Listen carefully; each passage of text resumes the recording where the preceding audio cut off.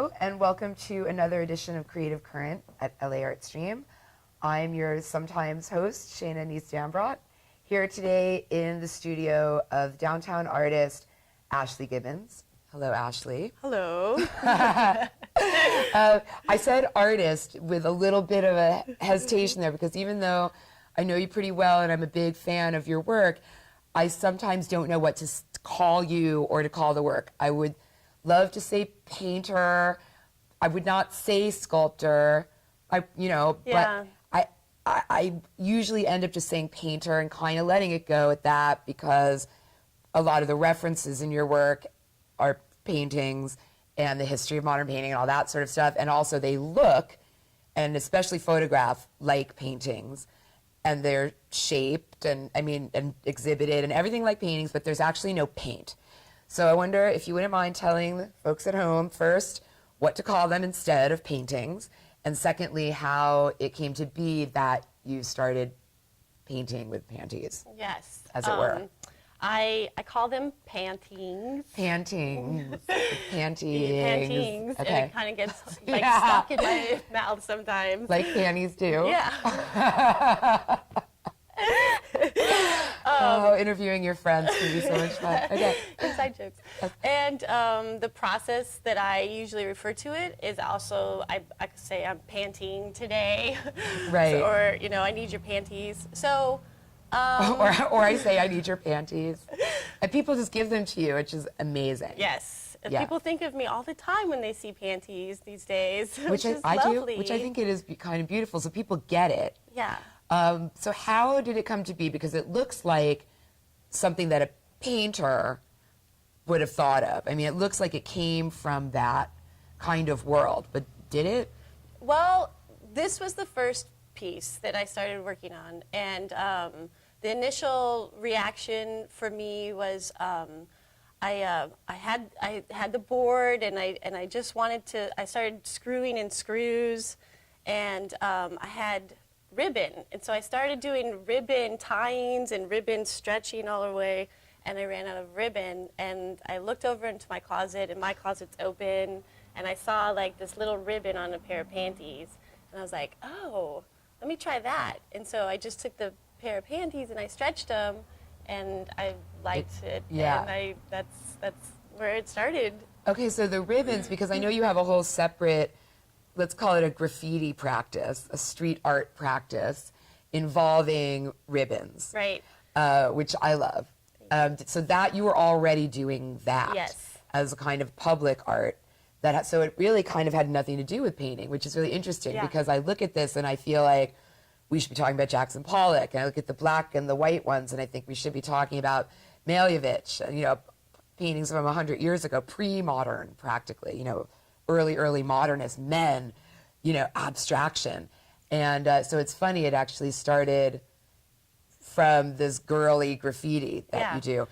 Tell people what to look for. I mean, you're still doing it. Right. Yeah. Well, it's funny that you say men too, because originally with the work outside, I'm living downtown, and it's cement and it's metal and it's buildings, and there's not a lot of greenery. There's not a lot of curves. Even the graffiti and the street art is really masculine. And so as I'm walking around all the time, it was just like this. I just felt like I was really encased in man's world. And so I wanted to feminize my areas as I walked by. Nice. And so I just started with, I was trying to think, like, what's the most feminine kinds of materials I could find? And for me, the first one was ribbons and pink yarn. Ribbon. And, of course. Yeah. So I would shellac the ribbon into, kind of really glorious, like, ribbony looks of like curls, so it would stay, and so it looks like it's falling kind of ribbon, but it's actually it's staying. And then I would put them in fences or around poles or on buildings. And a lot of times when I first started doing it, it was like next to maybe graffiti that I liked or areas that I just wanted to like feminize. So that was the beginning of the ribbons. And you can't always go outside, so I wanted to do some work inside with it too, and so that's then where this came from, which is fun because then it was like, oh, well, what's also more feminine than panties? Panties, yeah. And loaded. And I like the loadedness of it. I like that everyone has reaction to it, whether they're women or men, and it runs the gamut. Yeah, like some people don't even like the word panty. Yeah. It freaks some people out, Yeah. I've noticed. It's one of my favorite words. Mine too. You know, It's fun and to say. but people say they're underpants. Like there's no need for, you know. Or lingerie. Right, exactly. But the panty, you know, panty waist, panties in a bunch, like it has the word has a history, and the object, and down here in the fashion district, and I mean, you know, there's a lot, you know, that people can bring to it, even if they don't want to engage with it in terms of, you know, the sort of art history of abstract painting. Right. But then it's because of how it resembles, you know, that kind of abstract painting that you see in a museum, that you can kind of get away with it, or not get away with it, but in a sense, it's not a novelty piece. Because what you're actually ending up with is very similar to sort of proper, pedigreed, provenance, enshrined art history. Yeah. And so people know right away that they're looking at an abstract painting, and that, you know, and so it's already kind of a little bit of a head trip, the way that it goes back and forth in that direction. And then if you want to get into the whole semantics of it, panties and girl power and sex, but it's not sexy, but it's Right. a pile of ladies' underpants. So Right. but it's like not about sex or something. You have other work that is, but you know, so I just and it's just a miraculous piece. You know, I've been looking at it for years, and it's really, Thank you. it still has a lot of life to it. So, Well, are you working on more of them? Or? Yeah, I am. My next one is 8x4, and it's naked. Call it naked. It's all just like nude color. Yeah. Ooh. So once I did the colored one, my next instinct was to do white. Like Yeah. after I saw all of this color, I was like, well, I have to see what all white, because all white's not going to be all white. So I want to see what and white panties are especially loaded. So then once I did the white piece, I knew I had to do a black piece. Right. And they are so perfect together. Yeah. I mean, if I had room and resources, they would be, because to me, I look right at that, and we've talked about this every time we get together, but Malevich's White Square on White is the painting that sort of launched my whole interest in art history. Yeah. And the point of that painting was to create just enough difference from the regular wall to make you stop in front of it and then go think about whatever you want to think about. Right. And that's exactly what your white panting Yeah. does, because it's very subtle, but then you look at it, there's 100 different kinds of texture, and now you're thinking about white panties. Yeah. And that, so it has this amazingly classical kind of effect, you know, Right. and yet it's hilarious. Yeah. Right? Yeah. You know what I mean? So the next one, you're going to explore different flesh tones, and then, you know, I know you, right? So then it's going to be African-American sisters, you know, flesh tones, and then it's going to, right? Yeah, Right. I mean, sky's the limit, really. I Yeah. have Because 4 flesh- panels ready to go. Oh, good. So yeah. I'm it's just like excited. the acquiring of panties. So Sure. You if hear that, anybody everyone? has She some needs panties clean. to.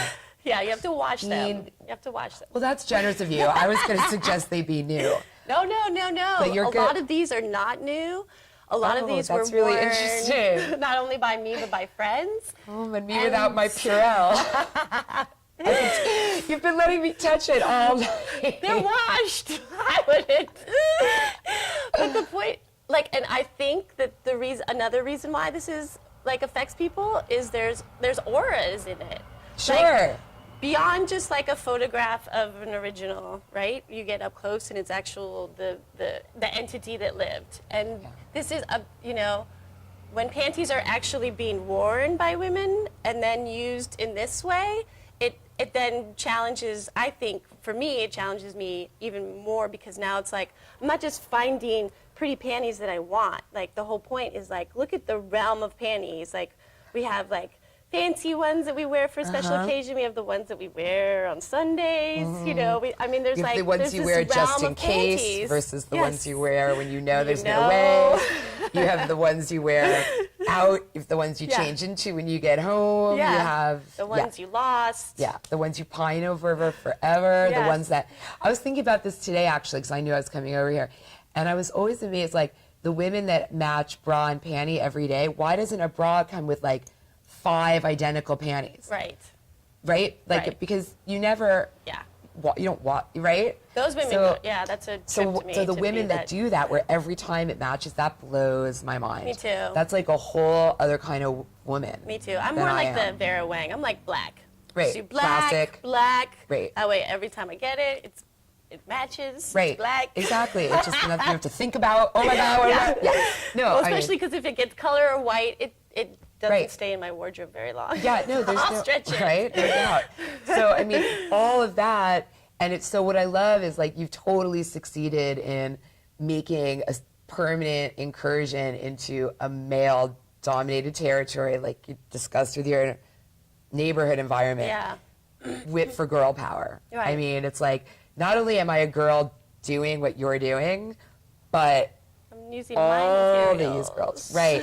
And Our materials. I mean, I think the kind of variance that you get in texture and surface and the depth and the energy of the lines, that to me really feels like what Pollock was going for. You know, I mean, that kind of movement and the sort of lines that look partly like someone did them, partly not, just like they just accidental, happened. right. Yeah. And so some of it you can control with the stretching, some of it is the shape of the panty, no matter what you do. Which is a nice shape because it's triangular. Right. So it's oh like, my God, they're so beautiful when Yeah, they're off they're- you, right? yeah. They're like, yeah. And so when they stretch, it's like they're just gonna be angles everywhere, and so you And get lines. like those movements and the lines and the layers, but also the textures. So I think I have that light blue one. But we'll talk about that another time. So what maybe you don't is- anymore. Right, not anymore. You better check. What is the relationship in terms of chronology and also ideas between these and the embroidery that you do? I have been doing embroidery since I was pretty young, like probably like 19 or 20. I think I picked it up, and embroidery for me was just a really nice way.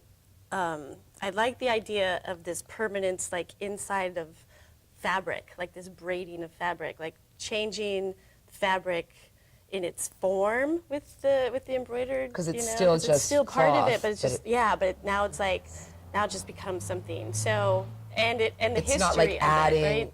like painting on the surface. It's actually literally In woven it, yeah. into. Yeah, I like that's really the nice. weaving to me is like a motif from a long time. It's like, stories and women's stories and, roles, feminine roles. It all has to kind of weave and be together. Mm-hmm. So the embroidery I've been doing a long time. Was it always pornographic? No, in the very beginning, definitely not. It was, little dolphins or, I don't know, flowers. The stuff that little girls Right, like. home sweet home. Yeah, exactly. Right. And then, let's see, it's a nice way for me to work because when I do embroidery, it's like, I've got an idea, I want to see this. And so I get excited and then I sit down Right. and I just sit for hours with this like little tiny motion. And then I get to the panties and it's like I get to stand up and I'm stretching and I'm listening to music and I'm moving around and I get to contort it out of And it's shape abstract, so you could so I be- don't have to think like about it nothing's at stake. beforehand. Exactly. Right. So like with the thread is so like I know exactly what I'm doing while I'm doing it. And it's not going to probably sway unless when it's done, it always looks different than I thought it would, but it's, I'm following lines. Whereas Right. this, I just get to, it's more emotive. I get to say, like, I need something over here. Or I kind of want some lines over here, and I get to just kind of work it. Which kind of sounds, it sounds like painting. Yeah. You know what I mean? That's, to me, like, I know I keep kind of like harping on it, but that is the magic to me, is that you've accomplished all these things that are usually things that are important to painters. And yet it's so subversive of that as well.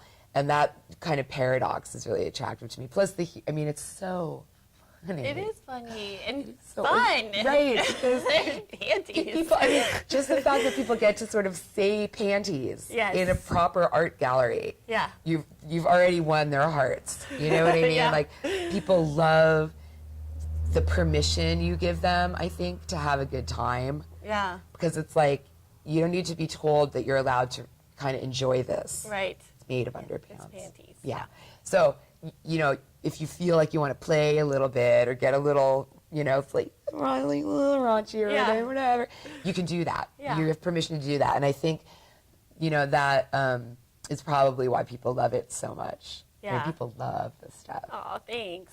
I know. love it. But It's huge and heavy, which I know. can be a challenge to would-be collectors. But I think the first one had to be this kind of mural yeah, it had to be big. to see and, you know, Yeah. what it could do. And once we saw it, I was like, a friend and I, we just thought, oh, I just want to have a whole wall of them. Well, murals, you would- know? oh my God.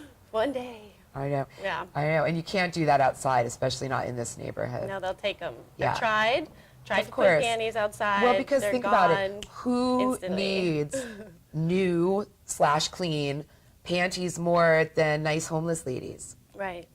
And men, maybe, And, too. well, you know? I don't. Oh, Okay. you had to say Moving that. on. She had to say that. So when did it start, the embroidery? Back to the embroidery now. Was it sort of like after you started working with panties that the idea of sexualizing the content seemed to make more sense, or was it just parallel? It was kind of parallel. It was just this kind of momentous time, luckily for Big me. breakthrough. My first embroideries were, I just take like a pornographic magazine picture, and then I just embroidered it as is. And the idea was kind of like these 2 seconds, you know, that these people are taking this photo lasts so long in this one type of way of viewing it.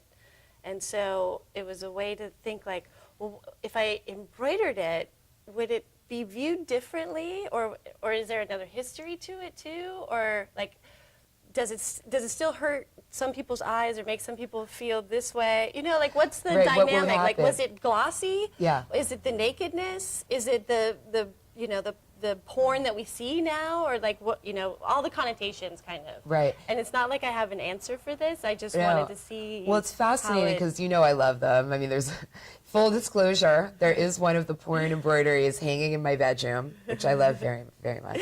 It gives people permission to stare at pornography in Yes. front of people, because all the like, I'm actually looking at a proper sex part of photography is mitigated by the fact that it's embroidered, and so just the imagery is not as crisp and realistic just by definition. For sure. And I think that kind of lets people linger over them a little longer than they would allow themselves to Yeah. if it were some kind of photograph or a real porn magazine or whatever. I think that's Yeah. part of it. And then but when I looked at it, I thought about more what it did to the genre of embroidery and needlepoint. You know what I mean? Like, I wasn't thinking about the fact that it was porn, but it was like, what does it mean that this porn is embroidered? Yeah. Because like the sweet, Yeah. you know, grandma craft, all that stuff, what does it do to the craftsmanship angle of it that it's interacting with porn? Well, for me, I thought of it also as far as women's roles. So, you know, sex and providing sex in the sex industry is, you know, it's definitely on the shoulders of women, and they're not necessarily behind the cameras or getting all the money for it, Right. although that's changing. Yeah. And Girl so power. then we have, and then this, you know, and then embroidery is feminine, you know, techniques and history. And yet they're opposite kinds of feminine roles. Yes. Because you would never think of a porn actress going home and finishing the doily set. Right. Like, they seem to be different kinds of women, but of Right. course sometimes Of course it's they're not. not. I mean, yeah. I think that's I the like fun. that. That's the fun spectrum, I love right? that. and marrying those two together in very much inside of your face. So Yeah. which one do you identify with? Are you identifying with her in there? Are you identifying with the actual work of the technique of the embroidery? Does it matter? Right. Or is Are you it, freaked there's like out that you're thinking about your mother right now while you're looking at this pornography at all? Or Yeah. how's that working? You know, and men and women, of course, are going to have even more divergent opinions about the embroidered pieces than they're going to have about the panty pieces. Yes, and that's very interesting to see the way people react to the embroidered pieces. So the first series were just really just photographs from porn magazines, and then after I did a couple or a few of those, I kind of I wanted to create kind of like almost like an assemblage of like a woman, and so I wanted her to come from this idea of like, if you were just looking at these porn images all the time, what is that woman? What's the woman come to mind?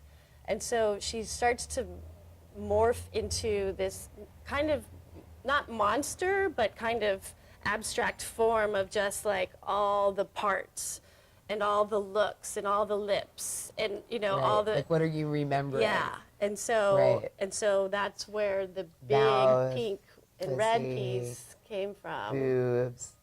Yeah, I see what you mean. So she just kind of like comes from that and just Right, starts to there's no live feet in- because who cares about feet? yeah, Right? Maybe a foot fetishist, but Yeah. basically it's not a sex part. right. Oh, okay, that makes a lot of sense. I mean, I love this piece, but it makes a lot of sense to me because, again, it taps into things I know about surrealism and sort of not really op art, but like almost Escher-y kind of op, with positive and negative space. Like, in other words, you could do the same thing you do with the panty paintings. I have to just call them panty paintings because I love alliteration. I'm sorry. I'll learn to say paintings more smoothly now that I know.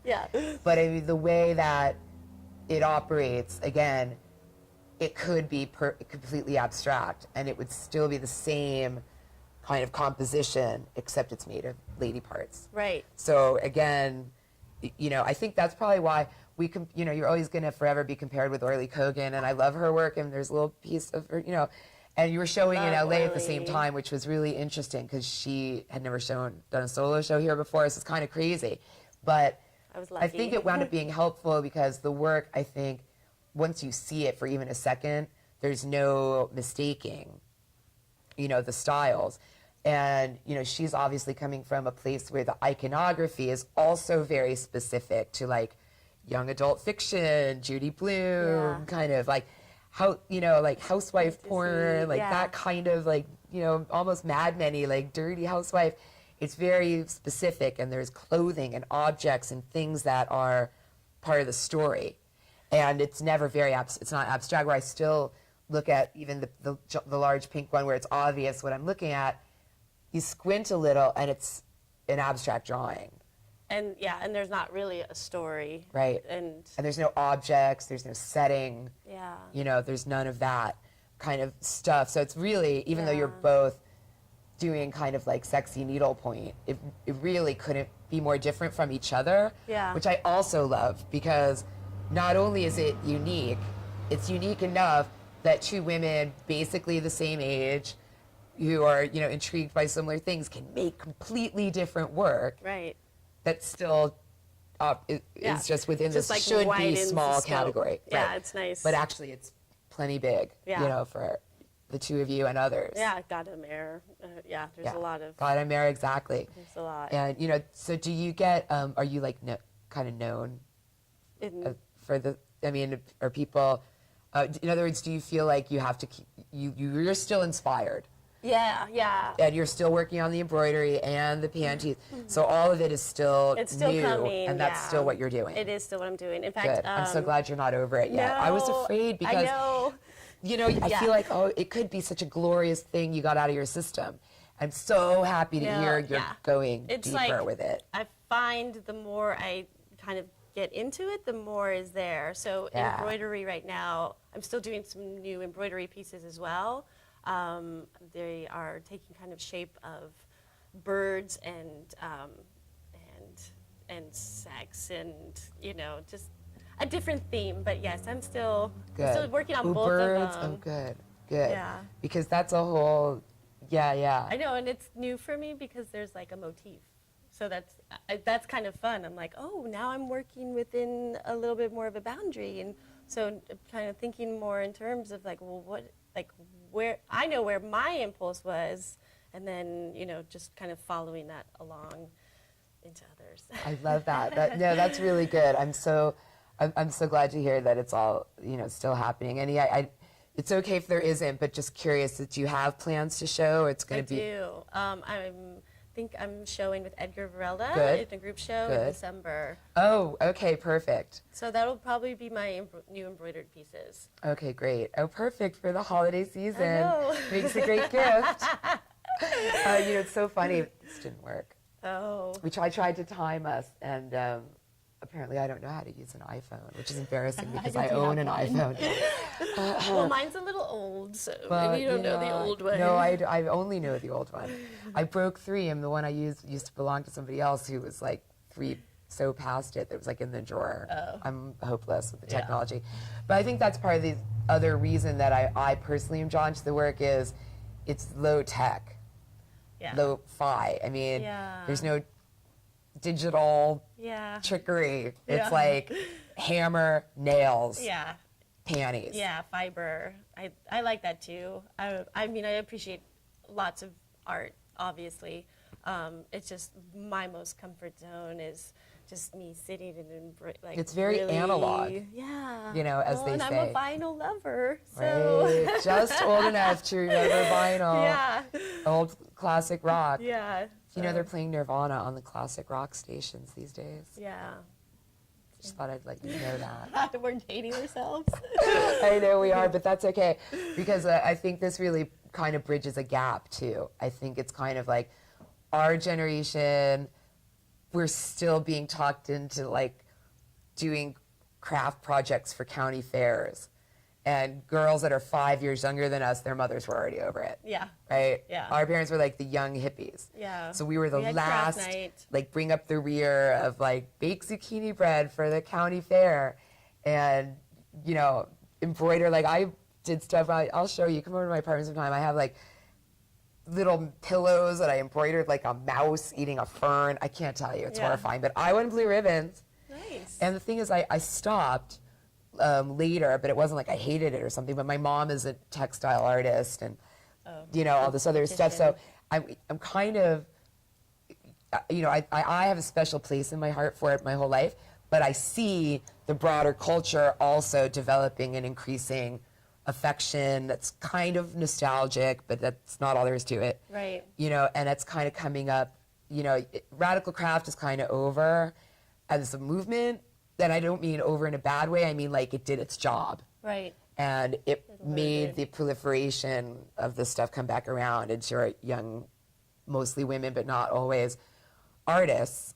And so this is kind of back on the radar. Right. And so, you know, but I love it. Yeah. I'm so glad you're still doing it. Yeah. Because I think you're one of the best people doing it. So. Oh, thank you. Well, and it's analogous to turntablism. I mean, you're just using, like, if you were DJ, you'd be scratching. Yeah, it's like and layering and like putting it all on top of each other. And what can I find that's like 5 cents and turn it into like $5 worth? Right. Right? So your crate diving is the panty crates. Yeah, I go to thrift store fabrics. Nice.